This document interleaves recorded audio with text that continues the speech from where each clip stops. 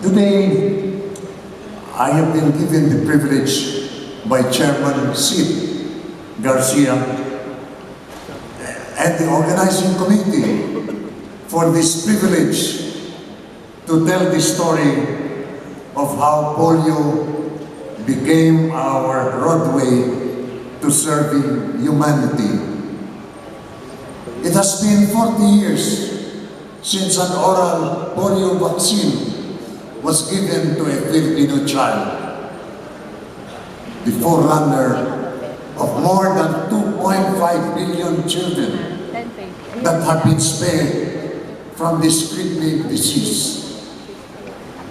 The Lord has been very kind to me since I am the only survivor of that historical event that happened 40 years ago. Since then, the Philippines has been declared free of the disease.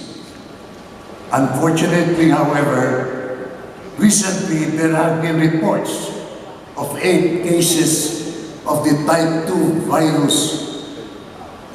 But I assure the Philippine public that the Philippine government, together with some Rotary clubs, are addressing this problem. You know, just 3 years ago, in this same Rotary Institute, I was given the task to talk of polio, what next? I submitted 3 suggestions: increased surveillance, the establishment of laboratories, and continuous information to Rotarians. A copy of these suggestions were forwarded to the Philippine Government Department of Health, as well as to the trustees of the Rotary Foundation. Last October 24, the entire Rotary world celebrated World Polio Day. 2 years ago, RI President John Cherm said that one day, this day will be known as the greatest in our history. It's probably the greatest gift to the world by Rotary. Allow me then to tell you the story of how it came about. There are 3 parts of this story. The first part is recorded in a book published by the Rotary Foundation called Doing Good in the World. It is the true story of how polio became a roadway to Rotary serving humanity. According to the book, in 1977 and 1978 was a year when every world leader was focusing on the incoming International Year of the Child by 1979, while Rotary was focusing also on what to do in celebration of the 75th anniversary of Rotary in 1980. This confluence of events came together in the mind of RI President Jack Davis of Bermuda. And early on, in 1978, he decided to invite Dr. Hinkson of Brothers Brother Foundation to a board meeting of Rotary. Dr. Hinkson talked about a peace gun. He suggested a closer relationship between Rotary and Brothers Brother Foundation on childhood immunization, as WHO had announced its expanded program of immunization, or API. At this meeting, President Jack Davis asked if Rotary could present in the Tokyo Convention later on in 1978 a plan and program concerning childhood diseases and the celebration for the 75th anniversary of Rotary. And that evening, President-elect Clem Renouf thought about it very deeply and came out a proposal which President Jack Davis approved, and everyone in the board who thought was a great idea to create a 2-year 75th anniversary fund for large projects. It would be an effort beyond the capacity of a Rotary club or district. The speakers at the convention had been primed. Dr. Hickson talked about his peace gun. Dr. James Hester focused on world hunger and social development. And so, at the Rotary Convention in June 1978, RI President Jack Davis, in his keynote address, said, in his theme, "Serve to Unite Mankind," that Rotarians can and should feel a sense of responsibility for the well-being and hopes of people everywhere. And so, when RIP Clem Renouf also made his proposal, stating that I believe we have now reached a time in our history when we need more than ever before to invest our time, talent, and resources in a great worldwide assault on the pressing problems of our time. A new program called Health, Hunger, and Humanity. The convention audience in Japan and Rotarians and guests responded with a thunderous applause. But how about the Rotary world? There was strong objection on principle from former presidents of RI, but the work continued. The 1977-78 board established a 3H committee composed of 48 members from 19 countries. The 1978-79 board approved a resolution to the Council of Legislation in support of the 3H program. This 3H committee, in response to a suggestion from past District Governor Sabino Santos of the Philippines, agreed to a pilot project of mass immunization of 6 million children in the Philippines and appropriated a sum of $760,000 as per the WHO recommendation.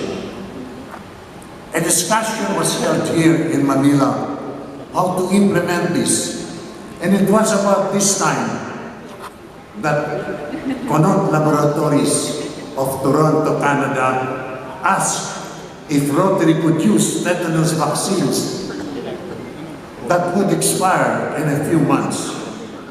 RI President Clem Renouf was in Manila at that time, and he referred the matter to RI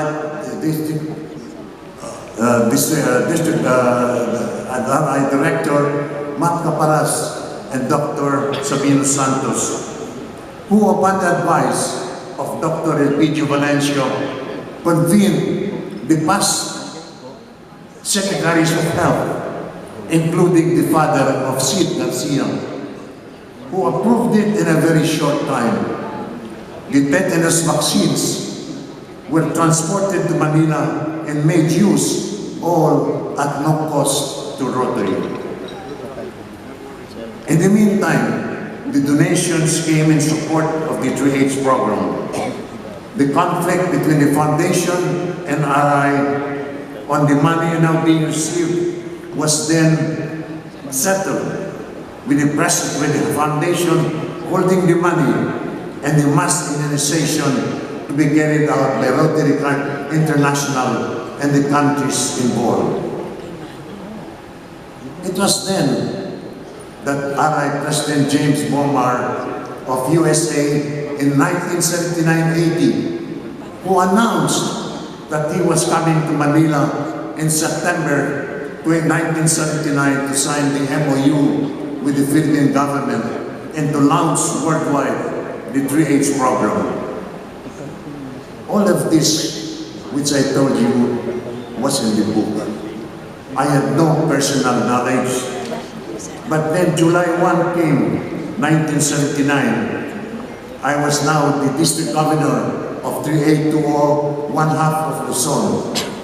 And since Makati is here and Metro Manila, I was given the responsibility for the President's visit. But what MOU? I had no idea. Now comes the second part of the story. I went to see the Secretary of Health, Dr. Enrique Garcia, to explain the 3H program. But he said he had no authority. He said, see Marcos. And I said, okay, I'll see President Marcos. And he said, no, see Imelda Marcos. So that was a little bit of a problem for me because while I had known Imelda Marcos, my younger brother was the right-hand man of President Diosdado Macapagal, who was the political opponent of President Marcos. But I said, take a chance. We will appeal to her to look at it subjectively. And so we were able to get the appointment. And this time I brought my wife with me because my wife and Imelda Marcos were both members of an organization that was donating vestments to the priests. So I said, maybe that will help. But Imelda Marcos was very smart. He said, why polio? The biggest childhood contribution to childhood diseases in the Philippines is tuberculosis.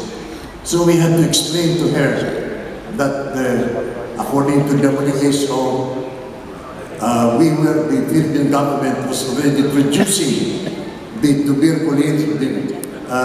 tuberculin vaccine at a sufficient quantity and at a good price. And therefore, however, polio vaccine was expensive. And polio was rampant in the Philippines at that time, with 45% of polio cases and 75% of polio deaths in a region, in a 30-nation region. And to help convince her, we also mentioned that RI had appropriated already the $760,000 and that the Philippines will be known all over the world. That made her agree, I think. And so I relayed to RI, and they sent John Giles. John Giles was the PR man at the headquarters in Rotary. And he had with him, when he arrived, he had with him already a copy of the draft of the MOU, which was his responsibility of getting the approval of the Philippine government. But our main problem was the venue, which needed a large audience of children and mothers. John Giles, I told him that the Rotary Club of Makati, which I belong to, has a community worker right beside their property in Rockwell. And therefore, the best avenue, the best venue was the Rockwell property of the Rotary Club of Makati. And we were given the facilities, to set up the Rotary Club of Makati, set up the security and the communications network that John Giles needed to beam whatever happens all over the world.